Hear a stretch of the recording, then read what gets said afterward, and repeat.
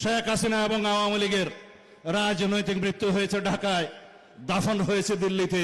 আশা করি তাদের পরিসমাপ্তিও ওখানেই হবে। বন্ধুগণ, যারা আজকে বলছে ইসলামের জন্য একটি আলাদা বাক্স বসাই, দেখি ওখানে কি হয়। আমি আপনাদেরকে বলতে চাই, কারা এই স্লোগানগুলো দিচ্ছে আপনারা বুঝে নেন। ইসলাম কোন কুটা রাজনীতি নয়, ইসলাম কোন রাজনীতির বাক্স নয়।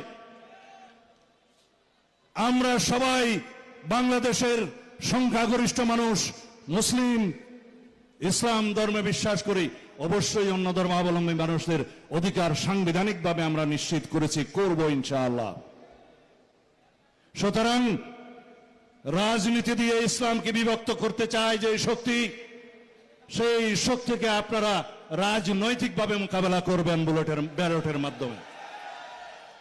রাজনৈতিকভাবে মোকাবেলা করবেন ব্যালটের মাধ্যমে, ভোটের মাধ্যমে, আপনাদের বক্তব্যের মাধ্যমে। যারা একটি কিতাব নিয়ে গ্রামে গঞ্জে যাচ্ছে, জান্নাতের টিকিট নাকি তারা বিক্রি করতে চায়, নাউজুবিল্লাহ মিন যালিক। জান্নাতের টিকিট কি কেউ বিক্রি করতে পারে ভাই সাহেব? যারা বিক্রি করছে তারা তো ধর্ম ব্যবসায়ী। যারা বলছে মসজিদ মাদ্রাসা থেকে কওমি লাইনের মৌলানা সাহেবদেরকে বের করে দেবেন ধাক্কা দিয়ে গলা, তারা কারা আপনারা নিশ্চয়ই জানেন। সুতরাং এই দেশে ধর্ম নিয়ে রাজনৈতিক ব্যবসা চলবে না। এই দেশে ৭১-এর চেতনার ব্যবসা করতে করতে শেখ হাসিনা শেষ পর্যন্ত দিল্লিতে আশ্রয় নিয়েছে। তিনি বাংলাদেশকে করদ রাজ্যে পরিণত করতে চেয়েছিলেন, আল্লাহ রাব্বুল আলামিন তাকে ওখানেই আশ্রয় দিয়েছেন।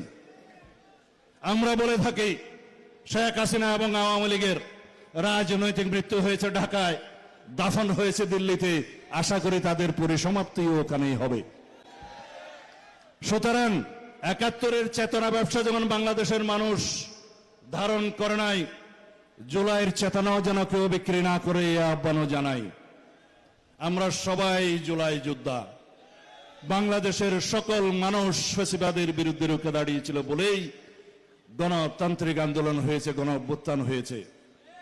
গত ১৬-১৭ বছরের ফ্যাসিবাদ বিরোধী গণতান্ত্রিক আন্দোলনে রক্তদানের মধ্য দিয়ে আমরা নির্মাণ করেছি এই গণ অভ্যুত্থানের সিঁড়ি। একের পর এক সিঁড়ি নির্মিত হয়েছে, শাপলা চত্বরের হত্যাকাণ্ড সিঁড়ি নির্মিত হয়েছে।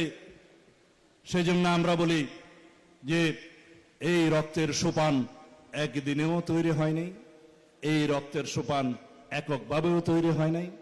এই রক্তের সোপান নির্মাণ হয়েছে ফ্যাসিবাদ বিরোধী গণতান্ত্রিক আন্দোলনের লড়াই সংগ্রামের মধ্য দিয়ে।